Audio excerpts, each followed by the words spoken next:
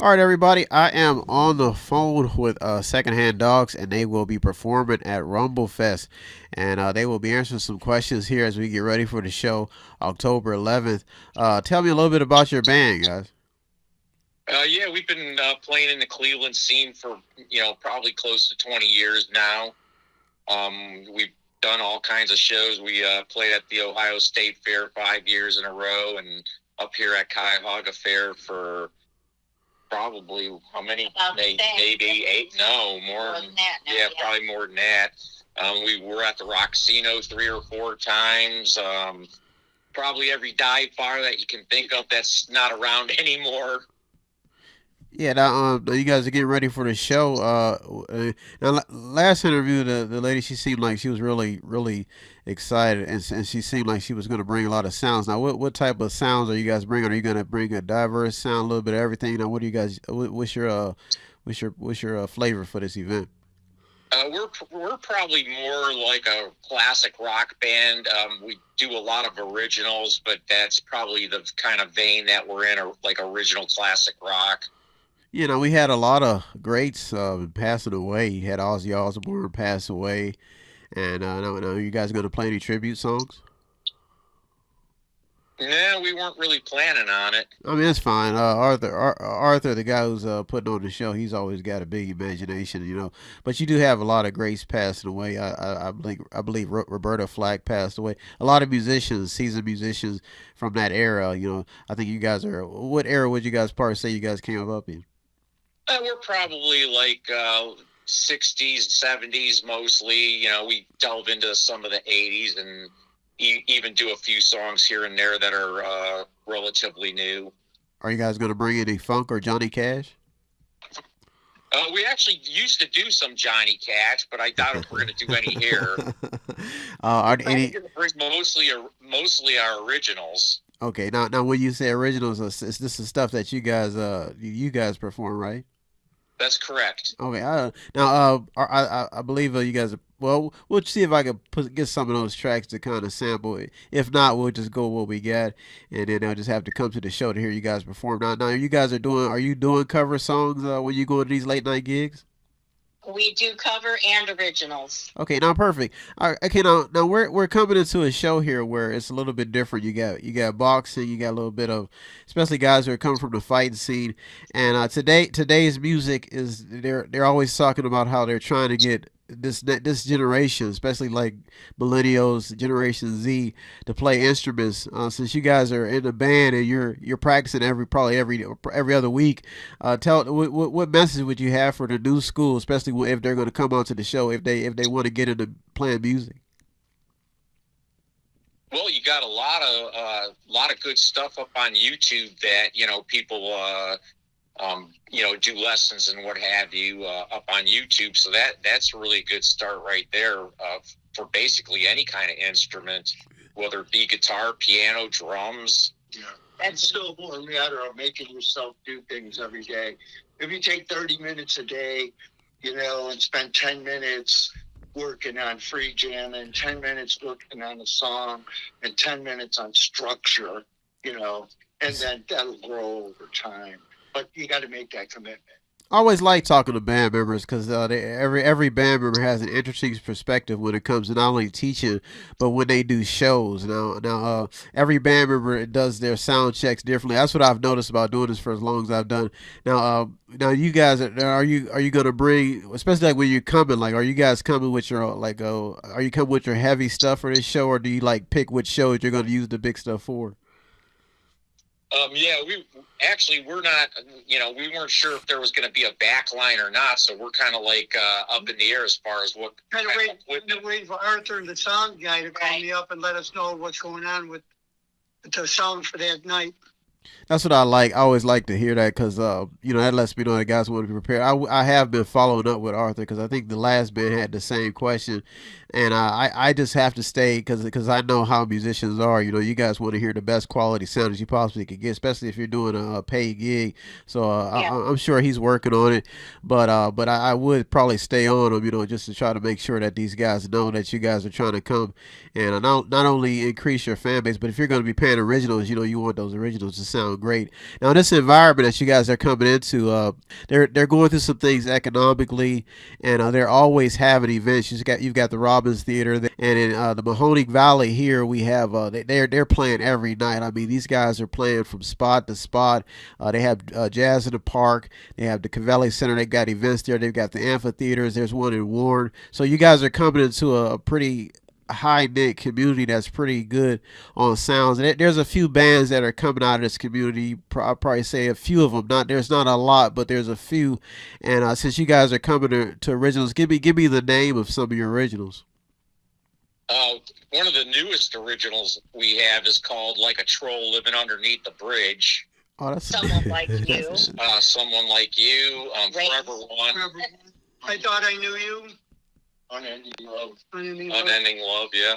Yeah, actually, Aliens Among Us. we're actually working on a album or CD, whatever they call it, right now. So Digital release. Digital yeah, release, digital release. I don't know what they call them anymore. But we're doing 12 songs. So which we're gonna debut. We're gonna have some of them at the show when we come out. now tell us a little bit about these songs. I mean, what are some of them about? Well, basically, the Like a Troll Living Under a Bridge is kind of like a comparison between me and my wife. Actually, I'm kind of like a troll, and she's kind of like a butterfly. And so when I'm doing the vocals, it's kind of heavy and hard. And then when she kicks in, it's like light and happy-go-lucky kind of thing. And so it really blends good together between us. And it's kind of like a transformation type song. Song about change. kind of sounds like a Disturbed and Joan Baez song. Now that is interesting. That's interesting. That is And then interesting. they have another song that's really nice where they banter about a relationship where they don't know each other very well and they're like kind of opposites. By the time the song ends, they have a lot in common, and love wins it all. Now, who writes these songs for you guys? Are you guys write your own songs? We write our own. Oh, that's amazing. That's pretty good. That's pretty good. Now, I got a few more questions, and then I'll let you guys go about your evening. The one question we have is now there's a lot happening. When I'll probably say we're in the transition era where there like back in the day they probably had about 7 or so tracks. Now, are you guys using digital sounds as well? Um, I've messed around with the AI stuff a little bit, and I mean it's kind of getting impressive, but it just seems to rehash a lot of the stuff that actual artists come up with. Because really it's just a big database. I tend to mix stuff in to my guitar playing. I got one of these devices called a triple play, and you can get piano sounds or organ or strings or whatever, and that kind of adds like a little bit of a floor. As far as a lot of the digital stuff, I mean, all our recordings are digital, so we're definitely into the digital realm there. Yeah, that's amazing. So we're kind of tending towards that way, but there's still a lot of things I'm not really care about with the new music, because it's easy for anybody to come up with something now. You just ask an AI engine to come up with something, and it'll come up with a pretty decent song, but then you got to wonder how many people are you going to put out of business because of it. It sounds like you guys are pretty versatile. It sounds like you guys got a little bit of everything going on, and that's kind of rare, especially when you talk to some bands. I think you guys are coming together collectively, and that's what it sounds like. Is that correct? Yeah. That's good. That's good. Which band would you guys probably say you guys would probably compare yourself to if you were to compare yourself to any band? Oh, I mean, just going from what other people have said, one band would be like the Jefferson Airplane or Jefferson Starship, depending on what area you're talking about. Okay. I've heard that quite a few times. Yeah, and then with the way my wife sings, there's a lot of people that kind of compare us to Fleetwood Mac, but I tend to not agree with that so much. Yeah, not with the general sound altogether. I think the advantage you guys have is it sounds like you guys are playing with a lot of sounds, and I think when you give a musician a portfolio of sounds to play with, I think they can come up with anything. Now, one question I have is I was training some well, I can't say I was training, but I work with a lot of youth, younger kids, and they're every era is different, you know. So there's different vibes, different sounds. And one of the kids I was telling him, I said, if you want to learn music, you would basically, the concept I would basically give you first is to think of organized noise or organized sounds. Would you guys say that's a good way to teach a kid? It Yeah, really yeah, that's is, yes. yeah. It's like our grandson plays piano. He started out with saxophone, etc., and he just turned 18. And he did the whole lessons with this and that. But for him, he got stuck on classical music, and that's where he likes to be now. Yeah, yeah. Classical And music is actually that's a tough. youth liking that something like that. Yeah. I mean, I'd have to say we're veterans, probably in the music industry, so we've played with a lot of different musicians out there, and you pick up a little bit from everybody, and you pick up different styles, and it's a blend. We've had Yeah. experience, and we kind of implement our music, so no songs sound the same, and we're pretty vibrant, excited about what we do. So Yeah, I but at want to. least the easiest thing to do is to find what you like right. and work with that first, and then other things will come into play naturally. Because otherwise you'll be struggling. You don't want to struggle. You want to enjoy what you're doing. You know, you see prodigy, especially from that era, since you guys are talking '70s and stuff. You had guys like Jimi Hendrix. I mean, the guy just been like a prodigy, man. He picks up the guitar and then he just starts making these amazing sounds. And one musician I interviewed a long time ago, and he was from California. He was talking about how the spirits gave him this instrument, and I mean, he was getting really deep, and a lot of the guys who were in the interview, they weren't really understanding what he was talking about. They thought he was maybe a little bit psychotic, but I was kind of vibing what he was talking about, you know, because sometimes that does happen where you'll be depressed, you'll have nothing to do, and you'll just pick up something, and you'll be like, wow, you know, I kind of like this. Is that what you guys kind of say? What happens in music, kind of?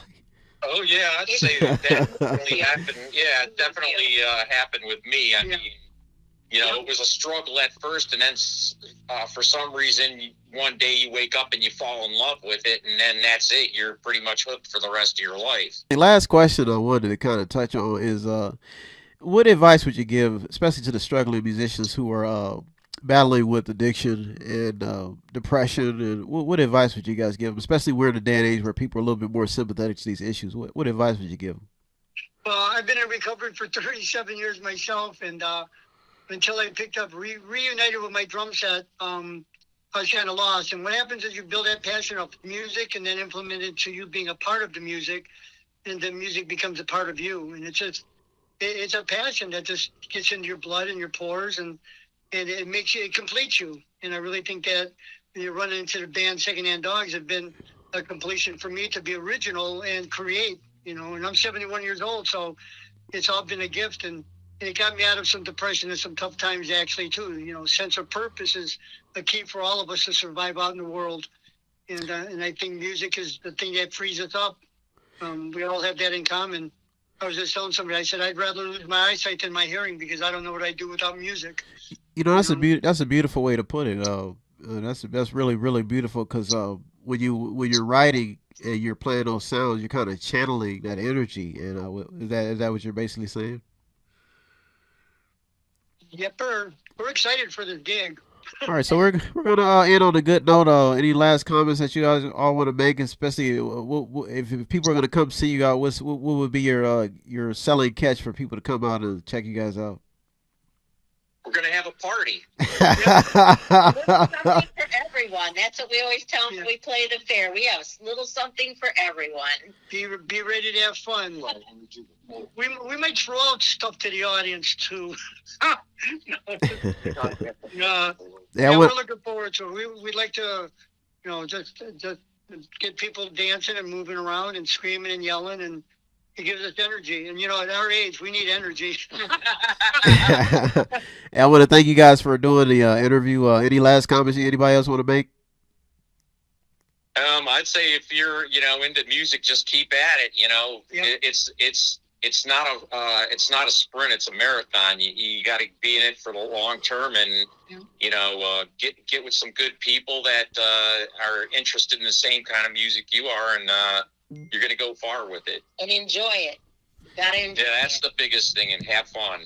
Yeah, I want to thank you guys for coming on, and thank you guys for doing the interview. I wish you guys, well, hopefully I'll be able to, Lord willing, make it out there and enjoy it, be able to enjoy the festivities with you guys. And I want to thank you guys for coming on, and look forward to working with you guys. Have a good evening. Yeah, you too. Thank you too. Take care, Brian. You too.